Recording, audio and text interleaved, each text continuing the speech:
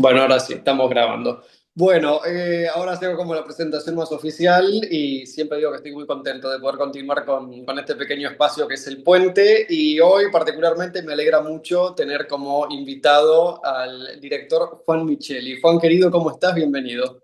Mariano, muchas gracias por tenerme. Gracias. Un placer realmente tenerte acá a la distancia. Nada, Juan, yo te comenté un poco antes, cuando organizamos la llamada, de qué va un poco este espacio. Hago siempre unas pequeñas palabras al principio para, bueno, un eventual público nuevo que llegue acá. Nada, la idea del puente es una idea que me gira por la cabeza hace muchos años y recién este año, bueno, tomé la iniciativa de concretarlo, así sea con esto virtual con mi celular, ¿viste? Pero bueno, es un espacio, lo pensé como un espacio para poder hablar sobre algo que, desde mi opinión, sentía que no se hablaba tanto, que tiene que ver básicamente con nuestras profesiones.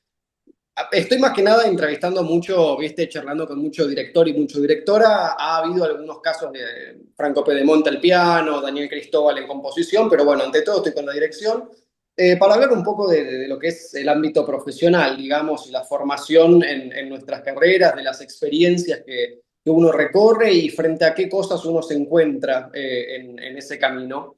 Y siempre tengo comparto siempre en los videos un poco esta imagen como de constelación, porque van apareciendo, ¿viste? Charlo con vos, charlo con otra persona y voy viendo dónde están todos, cada uno, no solo en Argentina, en varias partes del mundo, creo que eso es lo que me interesa, como saber dónde estamos, qué estamos haciendo, si estamos estudiando, dónde están estudiando, qué implicó después.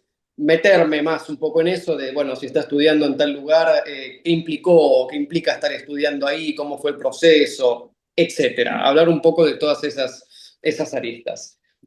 Así que nada, ahora te cedo la palabra a vos y como hago con todas las personas que pasan por este espacio, pedirte que, bueno, las palabras que quieras que te presentes. Si podés comentar, yo siempre pido si pueden comentar de dónde son, qué estudiaste, dónde vivís actualmente y a qué te dedicas profesionalmente.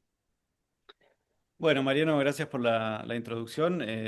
Ante todo, celebro muchísimo esta idea que tuviste de acercar mundos, ¿no? Ya sea directores de orquesta o pianistas, compositores. Eh, Creo que es muy valioso, ¿no? Que haya diálogo y que haya puntos de encuentro así, que otras personas que muchas veces son amigos, son conocidos, pero a veces son gente que no conocemos y que tiene la posibilidad de acceder a nuestras palabras, ¿no? Nuestros pensamientos, me parece muy valioso y que lo lleves a cabo, bueno, es este, eso, sencillamente algo muy lindo, así que felicitaciones. Gracias. Después, con respecto a mí, bueno, yo soy Juan Micheli, soy argentino, vivo en Buenos Aires. Estoy radicado en Buenos Aires desde 2023 porque antes viví varios años fuera de Argentina, viví en Austria unos 6 años, también viví en Berlín justo antes de que vos fueras para allá, por eso Sí, justo nos conocimos acá cuando yo volví. justo, sí. Eh, También viví un tiempo en Italia, así que fueron varios años de cambiar de país, de localidad. Y desde 2023 estoy instalado acá, por el momento sin planes de irme. Em, ¿A qué me dedico? Soy director de orquesta, principalmente, porque, bueno, en realidad la profesión del director de orquesta es un poco ambigua, en el sentido de que uno no dispone las 24 horas del día de un instrumento, o de su instrumento, como es la orquesta. Entonces, eso hace que o bien uno tenga como una segunda profesión, ¿no? Que puede ser un instrumento, el piano, no sé, el violín, cantar, lo que sea, componer, o también, no sé, enseñar, o incluso otra cosa que no tenga que ver con la música, ¿no? Porque me parece que eso, la práctica de la dirección de orquesta es algo que se da en realidad muy poco tiempo de la vida del director, ¿no? Bien. Incluso los directores que tienen más conciertos, ¿no? Que están más, como se dice, en carrera, en realidad es una fracción de tiempo la que pasan frente a los músicos. El resto del tiempo están ya sea estudiando, haciendo otras cosas, formándose. Entonces, bueno, nada, es todo este preámbulo para decir, soy director de orquesta principalmente, pero intento hacer otras cosas también que me nutran como músico, ante todo, ¿no? Estoy últimamente dedicando bastante tiempo al piano, me gusta estudiar mucho, perdón, me interrumpieron. Sí. Me gusta estudiar al piano, hacer música de cámara, en fin, estoy investigando también, perdón, Sí, tranqui, tranqui. voy a sacar el WhatsApp de aquí, porque, perdón. Entonces, soy director que estoy en el Teatro Colón, en el Instituto Superior de Arte, soy el director principal de la orquesta académica. Ese es mi rol actual más fijo, ¿no? Sí. Después, cuando se da la ocasión, y es algo muy grato, obviamente, poder hacerlo, soy director invitado en otras orquestas o ensambles. Y bueno, básicamente eso. Estoy radicado aquí en Buenos Aires y estoy muy contento con esto porque después de moverme bastante de un lado para otro, bueno, tomar la decisión también de volver a Argentina, ¿no? Y con todo lo que conlleva, eh, se fueron dando las cosas en mi vida bastante bien. Estoy contento en ese sentido. Siento que Argentina es un lugar en el que se puede hacer música a alto nivel, Mm. hay mucho talento, hay mucho por hacer también. Eh, entonces, eso también es un desafío, pero es alentador porque si estuviera también todo ya completo, todo ya listo y ya no se toca más nada, creo que no sería tan gratificante, ¿no? El esfuerzo que uno pone. Claro, claro. Entonces, tiene eso también, ¿no? Pero bueno, creo que más o menos te di un panorama. Sí, claro que sí. Juan, quería preguntarte, yendo más a una cuestión tuya personal, ¿por qué elegiste la dirección? Es una pregunta que suelo hacer. ¿Por qué elegiste la carrera? ¿Por qué? Yo también me lo pregunto. Por qué elegí esta profesión? A veces. Pero depende del tono, ¿no? En que uno la emite a la pregunta. Digamos, ¿por qué? Mira, creo que la respuesta más fácil de dar es simplemente que cuando era adolescente, tengo recuerdos incluso, no sé, muy joven, de 13, 14 años, y que empecé a entrar en contacto con la música orquestal, tanto en grabaciones como empezar a ir a conciertos. La orquesta en sí me cautivó, eh, sí, salía como hipnotizado, ¿no? De los Mm. conciertos, tratando de entender eh, qué era la música finalmente, ¿no? Porque creo que con la orquesta es como que, a diferencia de, digamos, con el piano, ¿no? Que el piano desvía bastante la atención hacia el piano en sí, por la homogeneidad del timbre, ¿no? Ujú. O bueno, puede pasar con otros instrumentos, ¿no? Pero con la orquesta es realmente un mundo el que se abre, ¿no? Son infinitas combinaciones, ¿no? De timbres, de matices, de armonías, ¿no? Porque la orquestación lo que tiene es eso, le da color, le da brillo, le da otra perspectiva a, quiero decir, una simple armonía, ¿no? En el piano, obviamente, todo puede ser muy bonito, pero si uno Sí, sí. toca un do mayor, ¿no? En el piano, bueno, es un do mayor en el piano, pero en la orquesta hay tantas maneras de orquestarlo. tal cual. que eso es lo que más creo que me cautivó, ¿no? El universo que se abría. Y después, bueno, me empecé a interesar más y más por la figura del director, por entender qué es lo que hacía realmente, porque obviamente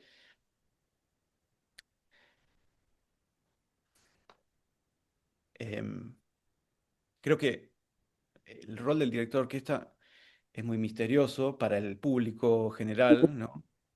Pero también dentro del mundo de la música sigue siendo algo poco difícil de explicar, ¿no?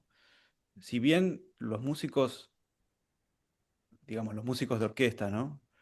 Que están acostumbrados a diariamente lidiar con directores, directoras, y saben eh, que la figura del director es importante, importantísima por momentos, Ujú. no solamente desde un punto de vista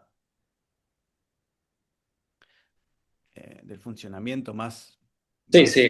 más simple de la orquesta, ¿no? De dar el tempo y qué sé yo, pero también de algo mucho más metafísico y que está ahí y que nadie lo va a negar, ¿no?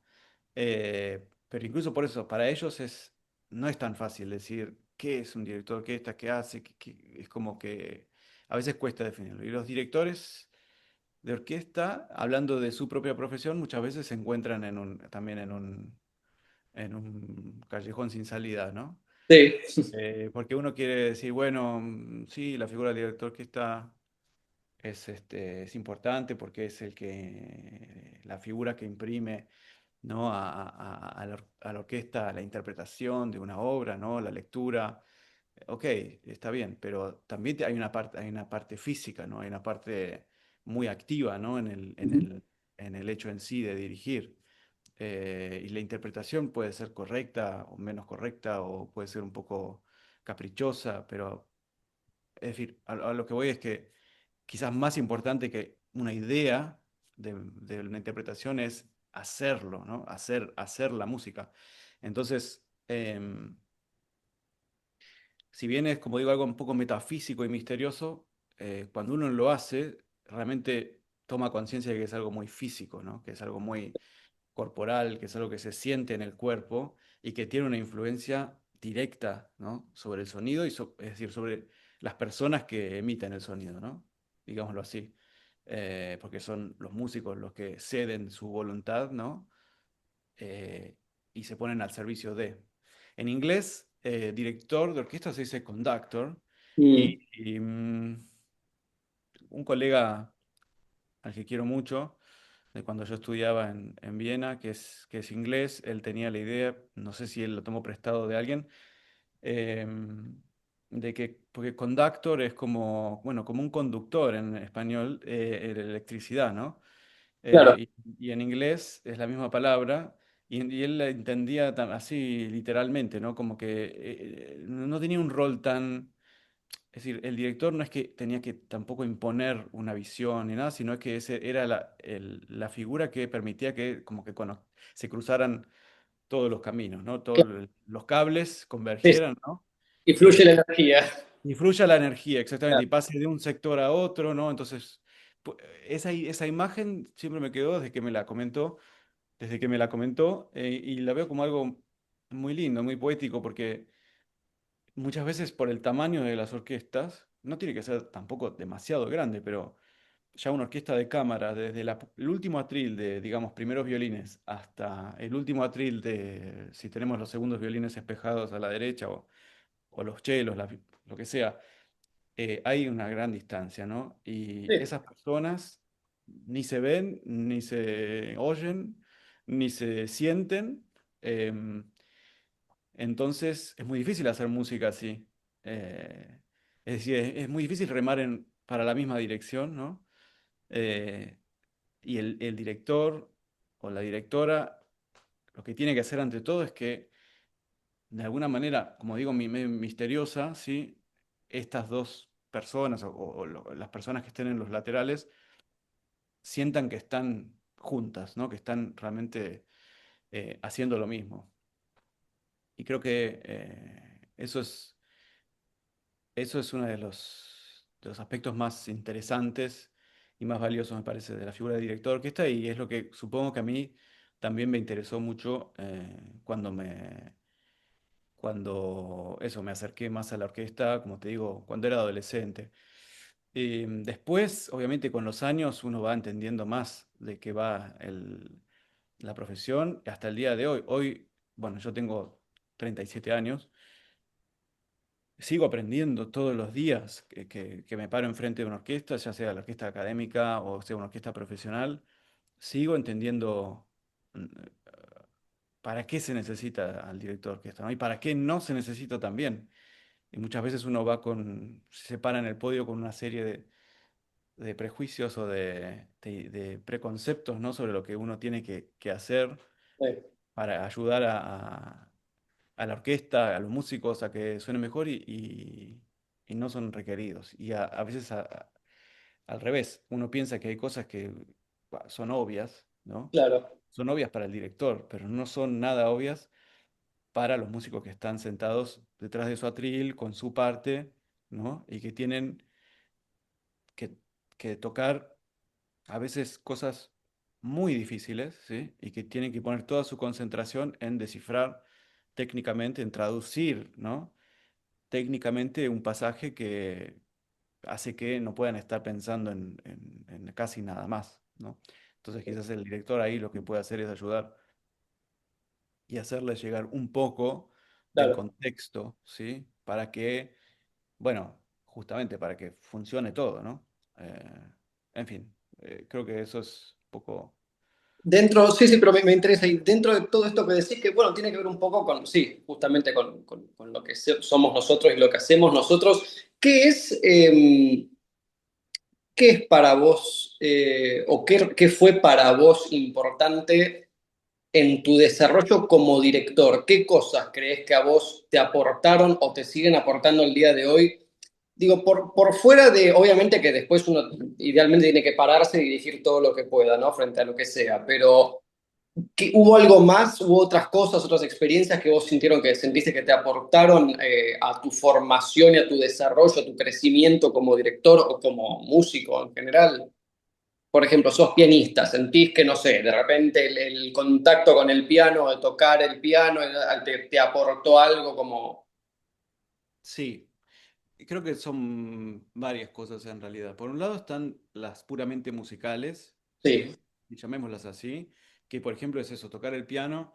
A mí me gusta mucho tocar el piano, pero yo siempre tuve una relación con el piano, ¿cómo decir? Amateur en el buen sentido, ¿no? Es sí, decir, a mí me gusta tocar el piano y me gusta incluso ¿no? Ponerme desafíos pianísticos que a veces son muy altos, pero yo nunca tuve la intención, el interés de ser, eh, como se dice, concertista de piano, ¿no? sí, sí, Ya desde el comienzo, cuando empecé a estudiar piano, como yo sabía que gran parte de mi tiempo lo iba a dedicar a la orquesta, ¿no? Y a estudiar la música, ¿no? Con M mayúscula, no iba a tener el tiempo para poder dedicarme a descifrar, ¿no? Esos pasajes de baladas de Chopin o de conciertos de Rachmaninoff, ¿no? Que es algo que me parece que uno también tiene que tener un espíritu muy especial, ¿no? Para acercarse eh, a esas obras, a esos repertorios.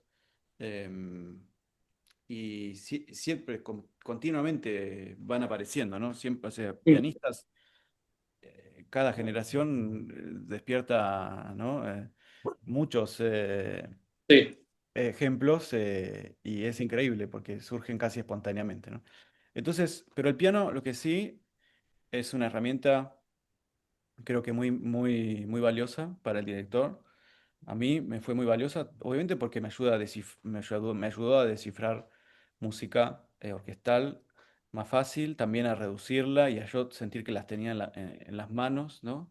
Y muchas veces a darme cuenta de que el origen de muchas músicas, muchas composiciones de orquesta estaba en las manos realmente, ¿no? mm, Dependiendo del compositor, pero hay compositores que son más pianistas que otros, sí, o organistas incluso, ¿no? Tipo sí, Bruckner.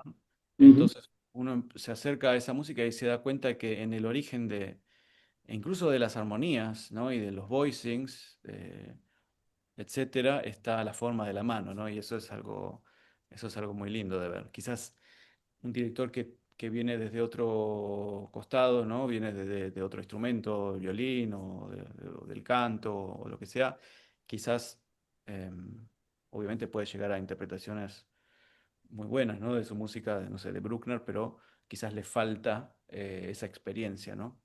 Y viceversa, yo no soy estudié un poco de cello, pero no soy músico, instrumentista de cuerda. Entonces también siento que lo mismo puede llegar a pasar, ¿no? Como falta de experiencia. Ujú. Hay algunos compositores que eran, ante todo, violinistas o chelistas y eso Sí. se nota.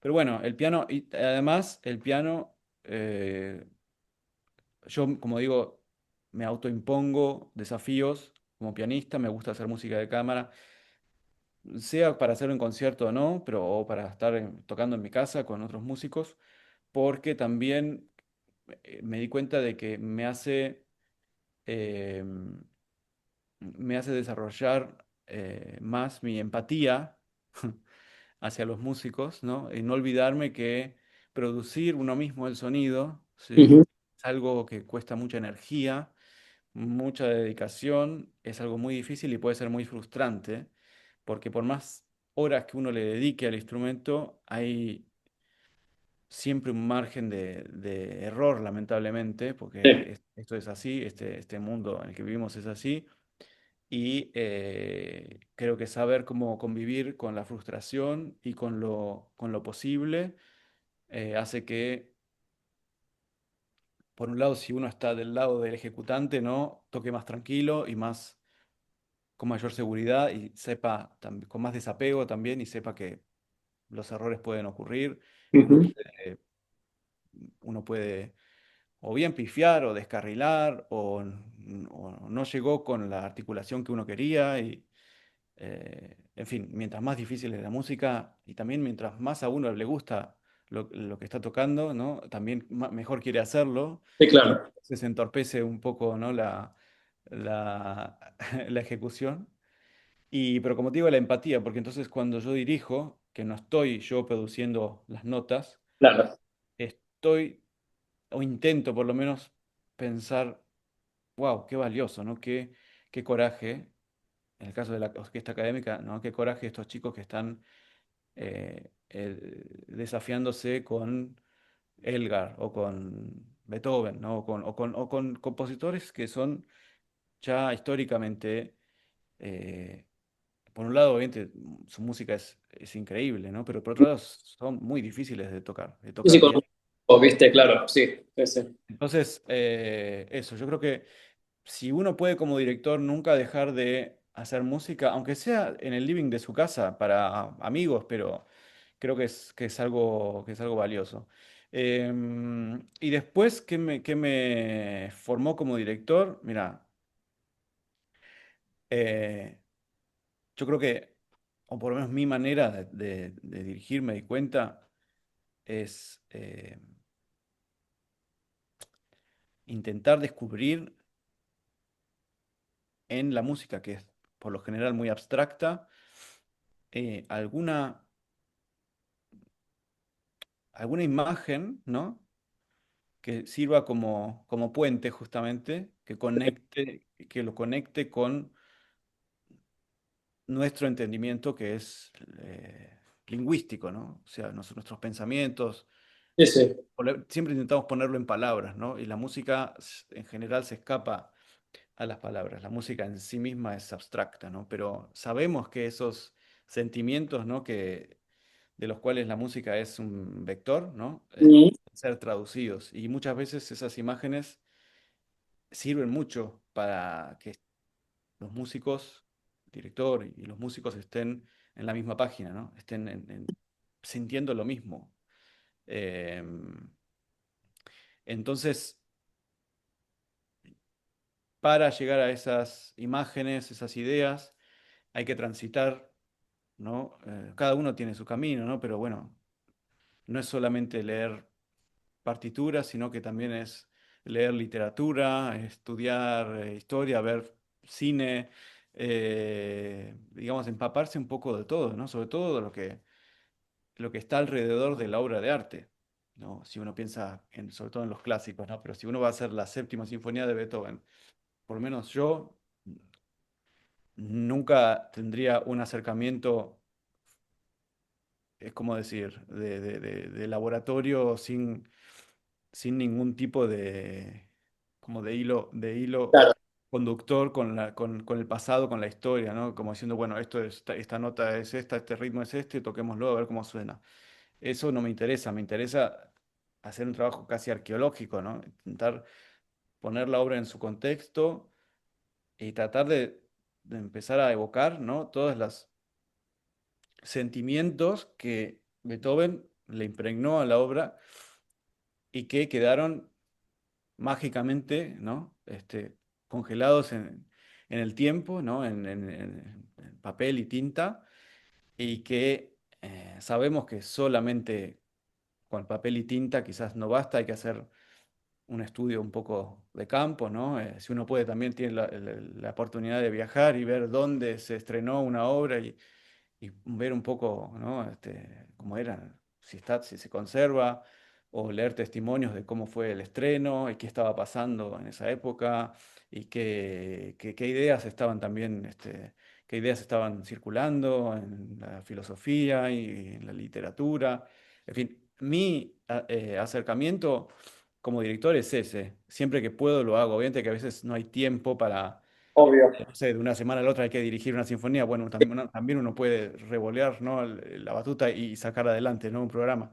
Pero con los clásicos, ¿no? Que uno se va preparando toda la vida para dirigir la quinta de Beethoven o tal, no sé.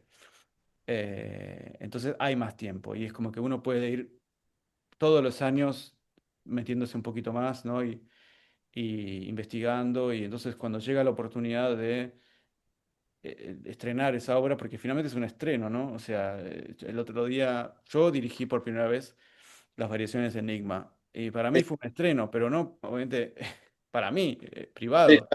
Entonces, pero yo sentí que me preparé durante muchos años, porque ya esa obra la empecé a estudiar cuando tenía, no sé, 22 años o algo así, hace más de 15 años, con mi maestro y tengo recuerdos de esa época y de las cosas que me decía mi maestro y que me puse a leer, investigar y después cómo también pasó la vida en el medio y todo lo que se fue sumando y esas capas que van, ¿no? Sedimentándose y bueno, llegó el día de pararme frente a esa obra, ¿no? Y sentía que la conocía mucho más profundamente eh, de lo que pensaba y eso, sobre todo eso, me permitía, ¿cómo decir?, sentirme con autoridad para conducir a la orquesta hacia uno u otro lado, ¿no? ujú. Eh, mm, Así que bueno, yo creo que son esas dos ramas, ¿no? Por decir así. Me encanta. Juan, quería preguntarte porque dentro, bueno, la principal idea del canal justamente yo usé esta metáfora del puente, ¿no? Y me interesaba mucho poder charlar con vos porque siempre digo que todos cruzamos muchos puentes. Bueno, vos a mí, yo puntualmente ahora voy con uno en particular, que es vos en un momento de tu vida te fuiste para Europa y no solo cruzaste ese puente, sino que lo volviste a cruzar volviendo para Argentina, así que hiciste la ida y vuelta. Quería preguntarte un poco sobre tu experiencia en Europa. ¿Qué fue lo que pasó en Europa? Vos comentaste, estuviste en Viena, creo que vos estudiaste en Viena, si no me equivoco. ¿Cómo fue puntualmente el estudio? ¿Por qué te fuiste? ¿Cómo llegaste a Viena? ¿Cómo fue todo el proceso? Sí, yo estudié en Viena, estudié en la que se llama comúnmente la MDB, Ujú. la Universidad de Música y Arte Performativa de Viena. Eso fue en el 2009, del 2009 al 2014, hasta el 2015 yo viví en Viena, después me fui de Viena, pero estudié ahí, es decir, hice todo el estudio. Son 5 años, o eran 5 años, ahora no sé si habrá cambiado eso. Me fui bastante joven para allá, tenía 20 años todavía cuando me fui de Argentina. ¿Por qué elegí irme? Un poco fue una decisión ingenua y caprichosa también, ¿no? Yo eh, durante, creo que el último año del colegio, más o menos a mis 17 años, empecé a considerar la idea de estudiar en Europa. Yo quería vivir un tiempo en Alemania o en Austria porque mis padres habían vivido de chicos en Alemania. Ellos eran adolescentes, se conocieron ahí, de hecho. Entonces siempre quedó en mi familia una especie como de, sobre todo cuando yo era chico, ¿no? Una especie como de añoranza o de recuerdo de esa época viviendo allá. Entonces, claro, uno desde que, imagínate, desde que nace, tiene hay palabras en alemán que rondan, o Sí. canciones, o libros, o cosas, recuerdos, souvenirs, lo que sea. Y quizás eso fue como despertando un deseo tan solo de conocer el país, ¿no? Salir de Argentina y Sí, sí. ir para allá, a ver, poner una intuición, ¿no?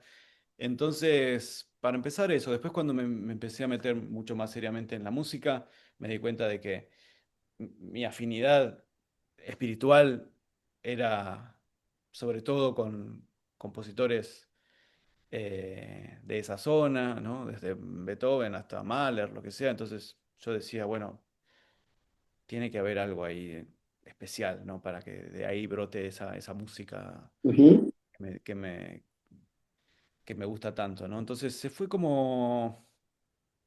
Porque también consideré otros lugares. Digo, bueno, si ya que voy a salir de Argentina, empecé a investigar, pero no sé, era algo intuitivo. No sentía particular interés por irme o a Francia Claro. o a otro lugar o a Estados Unidos. Entonces,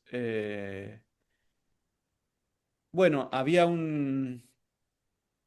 recapitulando un poco, yo en ese último año del colegio hice un curso sobre las sinfonías de Mahler con Julio Palacio, que era un musicólogo argentino, ya falleció, que estaban realmente buenísimas las clases.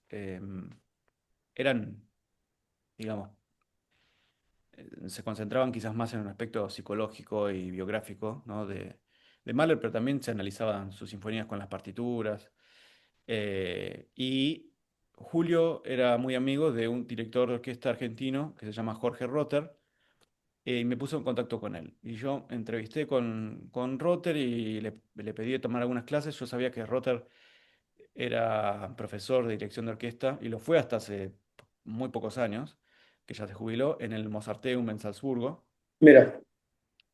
Y entonces sentí como, uy, voy a empezar por ahí a estudiar con Jorge Rotter y en una de esas está la posibilidad de ir a estudiar allá con él. Entonces, cuando terminé el colegio, la empecé a meter intensivamente, ¿no? A prepararme para en algún momento, cuando me sintiera listo, ir a probarme, ¿no? Porque tienen esas universidades, el Mozarteum o la MDB, tienen exámenes de admisión que son bastante difíciles, ¿no? Ujú. Y largos, y bueno, hay que estar preparado con tiempo, ¿no? Entonces, se fue dando así. Entonces, quiero decir, ya fui apuntando más hacia Austria, ¿no? Y dije, bueno, creo que ya estoy listo para hacer la audición en el 2009. Las audiciones en Europa son en junio, fines de mayo, junio. Entonces, bueno, me anoté. Y dije, bueno, por las dudas me voy a anotar también en Viena, que no conocía a nadie ahí yo. Y dije, pero ya que voy y hago todo el viaje y eso, bueno, me anoté, es lo que me recomendaba nada más, ¿no? Yo por mí, yo quería estudiar en Salzburgo y listo. Pero bueno, tomé esa decisión y finalmente fue una decisión afortunada porque, bueno, fui aprobarme en Salzburgo y no quedé. Yo no es que pensaba tampoco que me iban a regalar una plaza en la Universidad de Salzburgo porque conociera al profesor, No, ¿viste? claro. Tampoco es que era tan ingenuo, pero sentía que si había algún lugar en Europa donde quizás tenía más chances era... Pero bueno, ese año no ingresó nadie, fue cero la admisión Ah, ok, en Salzburgo, lo cual fue bastante decepcionante porque, qué sé yo, bueno, después obviamente yo era muy joven, después fui entendiendo un poco más, pero dije, sentía como que había un poco de una injusticia, ¿no? Aunque sea que hagan entrar a otro, pero ¿cómo cero? No entendía, me parecía, viste cuando se critica un poco el mundo de la música clásica como muy elitista, sí, un poco despertó en mí un poco eso, ¿no? Como decir, esto así no va a funcionar si somos tan cerrados, ¿viste? claro, Pero bueno, no admitieron a nadie ese año. eh, y con toda la frustración que tenía, bueno, tuve que seguir para Viena porque la admisión era, no sé, al día siguiente. claro. Y yo estaba un poco, bueno, no un poco no, estaba bastante frustrado y triste porque dije yo, "Mira, ahora no conozco, no sé, no conozco a nadie en Viena, no sé con qué me voy a encontrar. Y bueno, pero se dieron bien las cosas ahí, pasé el examen de admisión y quedé, lo cual fue, sí, una sorpresa. Este, Fue un proceso bastante arduo. La admisión en Viena era más difícil y más larga que la de Salzburgo. La de Salzburgo ocurría todo, creo que en la misma jornada. Ujú, A la mañana era un examen de oído y todo eso, y análisis, y a la tarde era la dirección en dos etapas. Ah, en dirección y había que tocar el piano. Creo que era la misma jornada, por ahí eran dos jornadas distintas, pero sí, no, en Viena eran en tres jornadas, porque el primer día era oído y análisis, y, bueno, muchas sí, cosas. Después al día siguiente había otro examen más, y después había un examen de piano y de dirección, ¿no? Así que había que sobrevivir esas tres etapas que eran eliminatorias. Y bueno, me aceptaron ahí y quedé en Viena, lo cual fue ahí como recién ahí darme cuenta de hasta dónde había llegado mi deseo, ¿no? Y que ahora tenía que mudarme a Austria y que tenía que empezar una vida ahí, solo, sin prácticamente conocer a nadie. Em, pero bueno, así se dio. Y estuve los siguientes 5 años estudiando en Viena. Hice también un intercambio que se llama Erasmus. sí. También hice un intercambio, me fui a Italia, en Florencia. Estuve ahí un semestre. Y, y bueno, después de Austria, mi formación así universitaria terminó. Ya hice algunos intentos o por momentos consideré volver no sé, hacer un máster o cosas, pero después al final me desencanté con la idea y seguí mi camino por fuera de las instituciones, digamos, ¿no? Bien, vos en Austria o sea, lo que estudiaste fue, o sea, no fue maestría, fue el tipo la licenciatura o exacto, ¿qué fue exactamente el título? Mira, es un título que ya no, creo que no existe más en Austria porque era un título que se daba hasta que por la Unión Europea homologaron los títulos a nivel europeo y empezaron a implementar el sistema Bachelor Master. Sí, Pero en Austria, no sé, por las leyes internas, todavía cuando yo fui a estudiar, seguía rigiendo el sistema anterior, que era un título parecido a la licenciatura acá, sería, porque eran 5 años indivisibles, ¿sí? Por más que había al término del segundo año un primer diploma interno, sí, que uno tenía que superar esa etapa, porque si no, no podía seguir con el resto de la carrera, pero, pero no tenía validez como diploma a nivel europeo, sí. era más una instancia interna. y después al término después del quinto año recién, uno recibía su diploma, que el título es Magister Artium, que está en latín, que significa Master of Arts también, ¿no? Entonces, creo que, o sea, el grado del título es equivalente a la suma de bachelor y master, pues son además 5 años, Ok. pero no sé, es un título viejo que creo que ya, por eso, creo que ya lo actualizaron y ahora ya es bachelor y master. Está dividido, claro, sí. Sí, sí, sí. Así que es que no se podía en esa época. Además, igual yo no tenía un estudio previo. En Argentina yo no fui al conservatorio, no hice ninguna licenciatura. Tenía que hacer sí o sí desde el principio. Claro. Claro. Y como a lo largo que te fuiste, bueno, fuiste estudiando, estuviste en Viena y demás, por ejemplo, en Viena, estando en Viena, eh, ¿cómo fue un poco está bien que, bueno, imagino dentro de una institución uno tiene instancias, ¿no? Obviamente de práctica y demás, pero por fuera de la institución, sea mientras estudiabas o una vez habiendo terminado tus estudios, ¿qué estrategia, si que fue una estrategia, o qué hiciste como para ir desenvolviéndote y, como decimos nosotros en criollo, ir ganando horas de vuelo, ¿no? En contacto con la profesión? ¿Con qué espacios te encontraste en Viena, por ejemplo, y demás? Mira, yo durante mi época de estudiante fui, como se dice, una rata de biblioteca. Es decir, le presté poca y estuvo, en ese sentido, si pudiera volver en el tiempo, cambiaría ese aspecto de mí porque le di poca importancia al mundo exterior, por decir así. Es decir, la universidad también me consumía mucho, tanto en términos de tiempo como espiritualmente, me consumía mucho. Em, y sentía que me bastaba con todo eso, ¿no?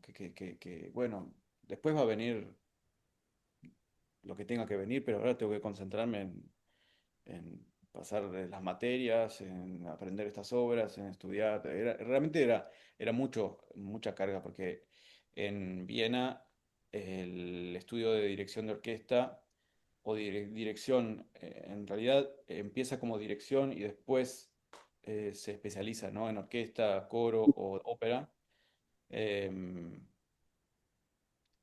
es un estudio muy completo donde se trata, por ejemplo, al piano casi como un instrumento eh, de concierto, ¿no? Entonces uno tiene que pasar mucho tiempo estudiando el piano porque además de tocar cosas de piano, hay que acompañar cantantes Claro, y es algo con lo que quizás eso ya cambió también, pero cuando yo estaba todavía estaba la vieja guardia de profesores, sobre todo de ópera y eso, y todos venían del piano, entonces para los que no eran pianistas era muy cuesta arriba, porque había un poco de entendimiento, ¿no? O empatía con los que venían de otros instrumentos, pero igual aún así finalmente había que poder hacerlo. Entonces, eso fue interesante de ver cómo no pianistas se transformaron en poco tiempo en pianistas por esa necesidad.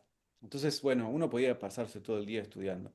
Pero dicho esto, igual hubo ocasiones fuera de la universidad donde pude dirigir algunos proyectos de algunos colegas que estaban europeos, ¿no? Que ya tenían por ahí otros recursos, otras contactos, lo que sea, que me invitaron a dirigir en Viena. También un amigo eh, tenía su orquesta en Suiza y fui una vez allá también, en fin. Y yo mismo, en 2 veranos que volví a Argentina, que eran, bueno, veranos como vos ahora ya, ¿no? Que claro. acá era junio, julio, agosto. em, 2 años que volví, desarrollé junto a 2 amigos, Alex Nante y Gonzalo Argüello, compositor y violinista respectivamente, un proyecto de orquesta, ¿no? Que, bueno, éramos muy jóvenes, yo tenía de esos 22, 23 años, Alex tenía 18, Gonzalo 20, éramos pibes realmente. Pero se dio algo muy lindo porque logramos armar finalmente una orquesta completa, dedicada sobre todo a la música argentina, ¿no? Nuestro primer concierto fue, eh, fíjate vos, ¿no? Que en cierta forma qué disparate, si uno piensa, algo así, hacer una orquesta sin presupuesto, Sí. contando con la buena voluntad, obviamente, de todos los que participaban, que también eran chicos jóvenes. eh, Quizás de algún lado conseguimos algún sponsor para cubrir algún gasto, pero realmente no era una orquesta para, con honorarios, ¿no?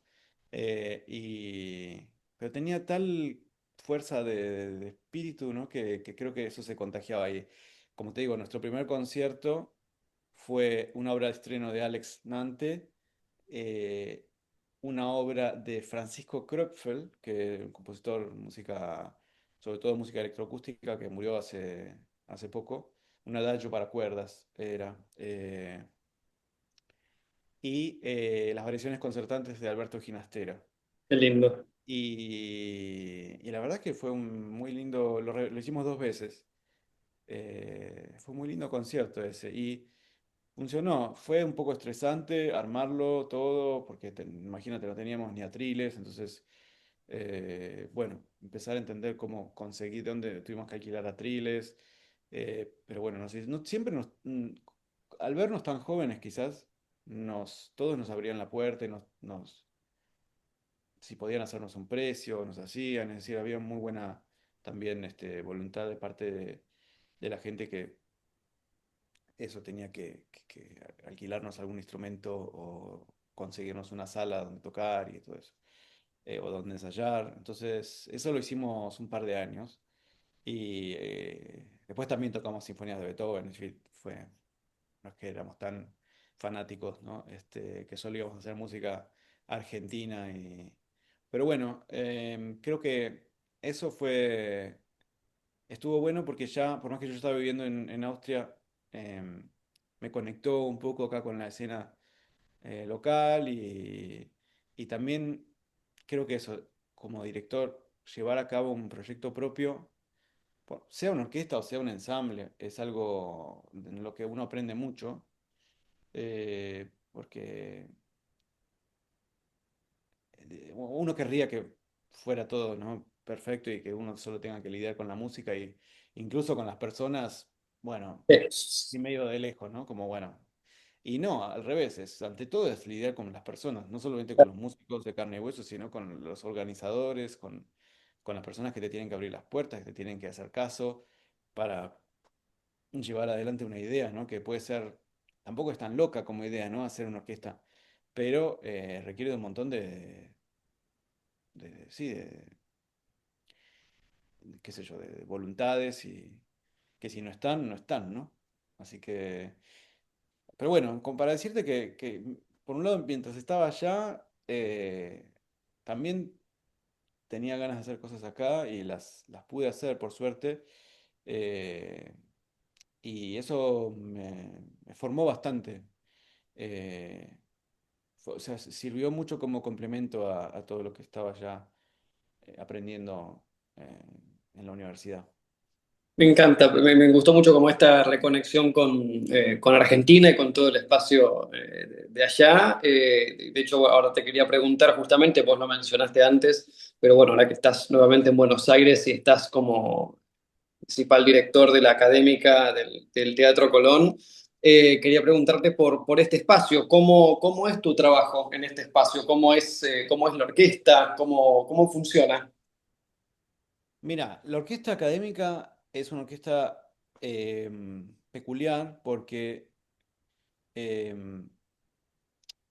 a diferencia de otras academias, como hay en orquestas, no sé, en teatros en Europa, eh, en las que los músicos entran a la academia, pero ante todo para tocar, hacer experiencia con las orquestas profesionales.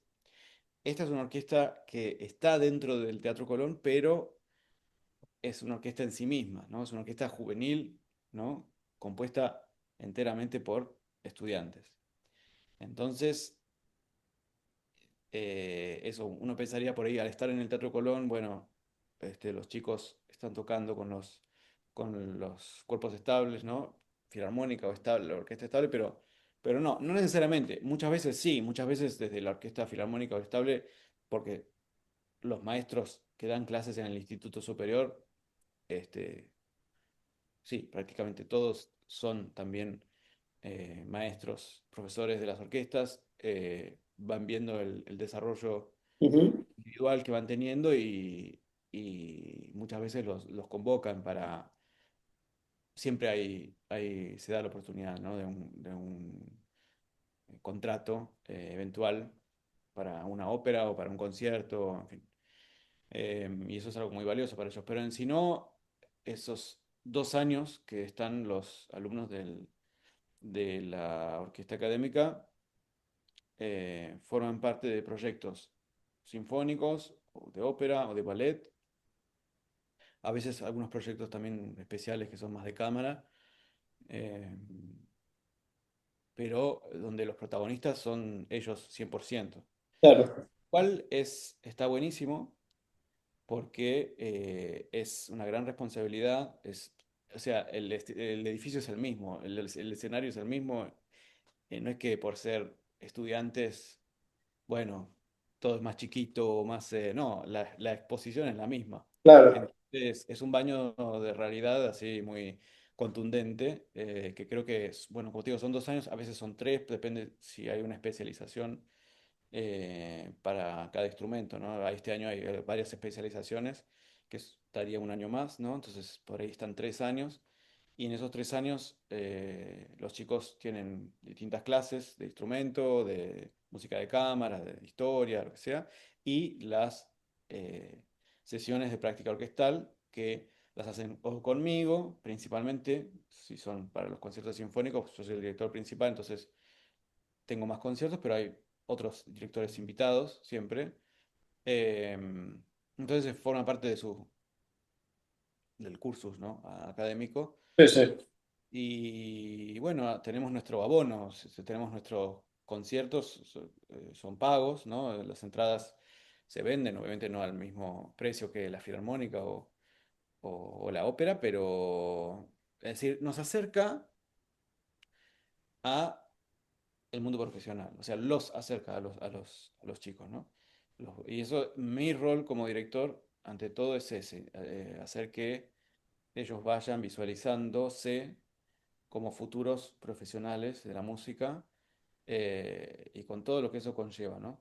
En muy poco tiempo, como te digo, 2 años, tienen que aprender, más allá del repertorio, porque obviamente se trabaja una fracción del Oh, repertorio de orquesta habitual de la sala de concierto, pero más bien es una manera de estudiar, una manera de presentarse, una ética también de trabajo dentro de la orquesta, eh, una disciplina, en fin, por eso es una experiencia a veces poco chocante, porque por ahí, es decir, vienen de muchos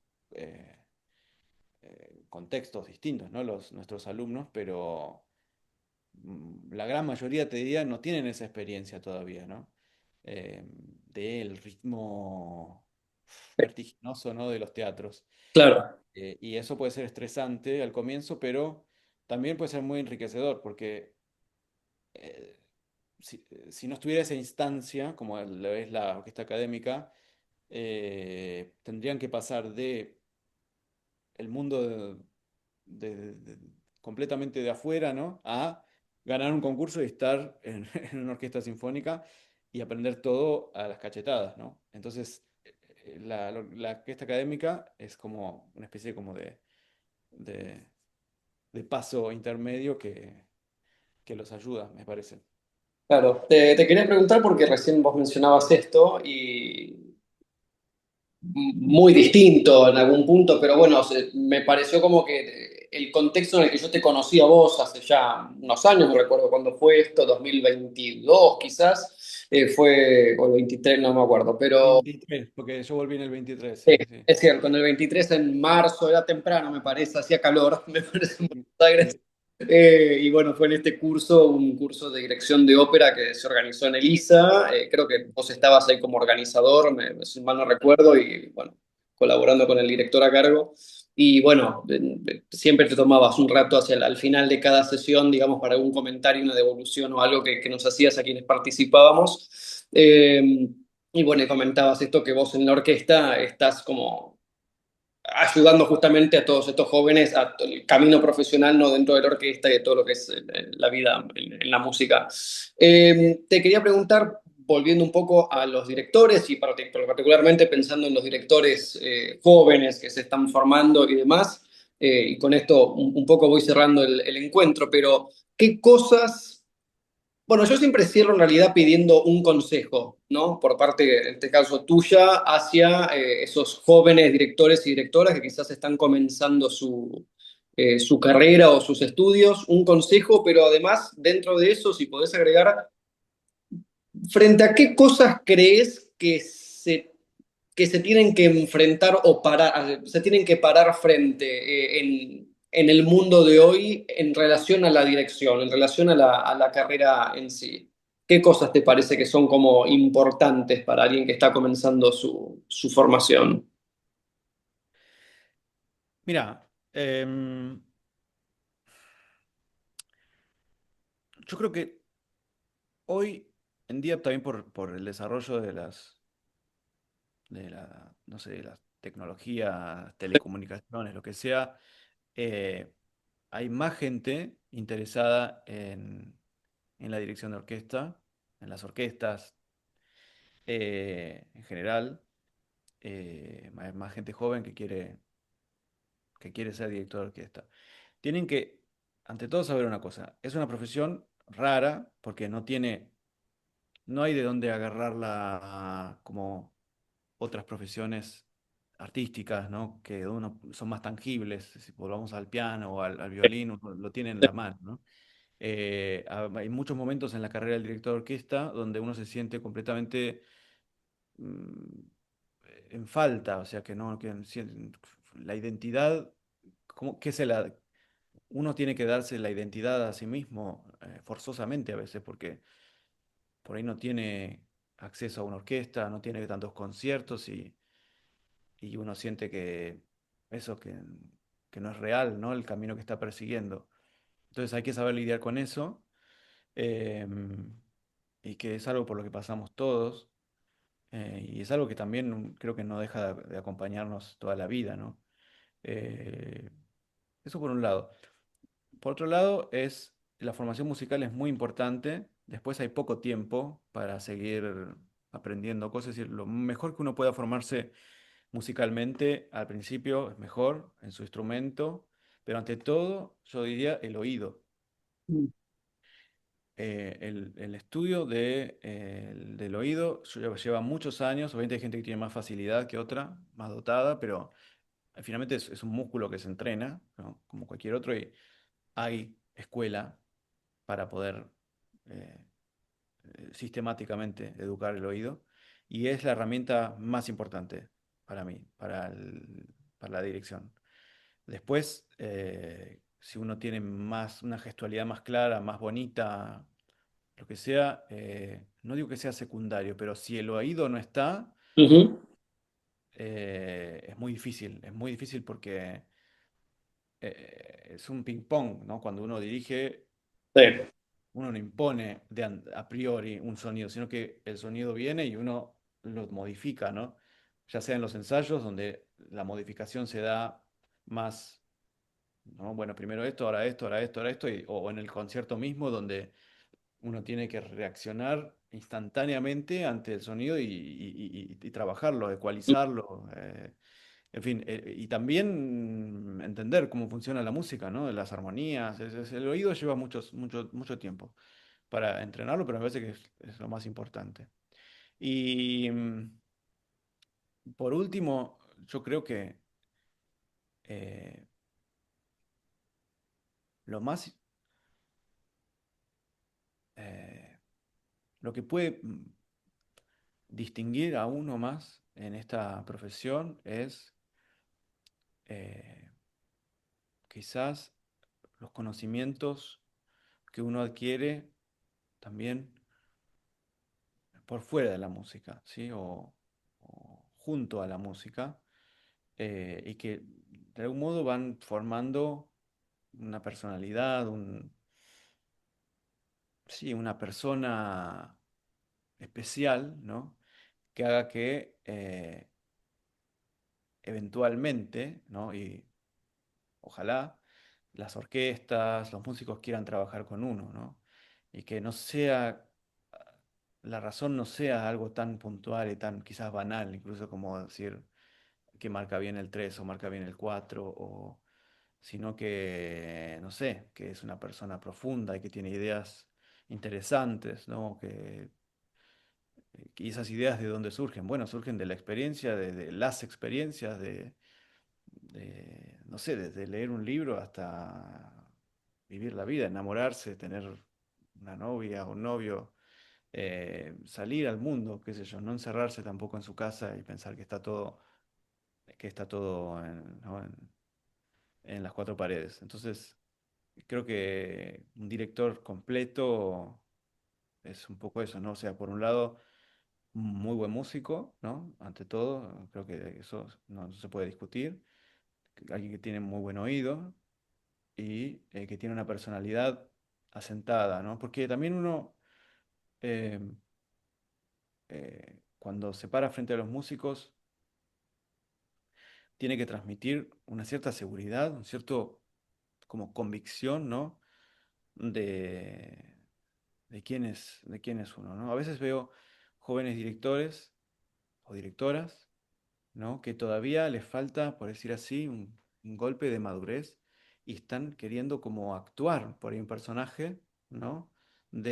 Porque por ahí lo vieron así de algún maestro o algún, no Sí, sí, sé, y están queriendo por ahí como actuar, ¿no? Una especie como de persona que pues que querría sonar más convincente y no, porque cuando algo no es auténtico, sí, sí. después Se de un nota, poco uno ya se termina, ¿no? Dando cuenta. En sí, cambio, si uno es una persona auténtica, con todas las luces y sombras que eso puede tener, eh, yo no me vanaglorio de mis sombras, pero sé que están, pero forman parte de mi autenticidad también, ¿no? Entonces, mientras uno pueda convivir con eso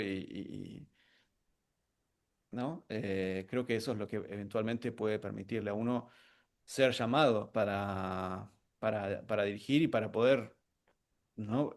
Realizar tantos años de estudio Pero bueno, es una profesión difícil y frustrante, sobre todo por eso, porque hay pocas oportunidades.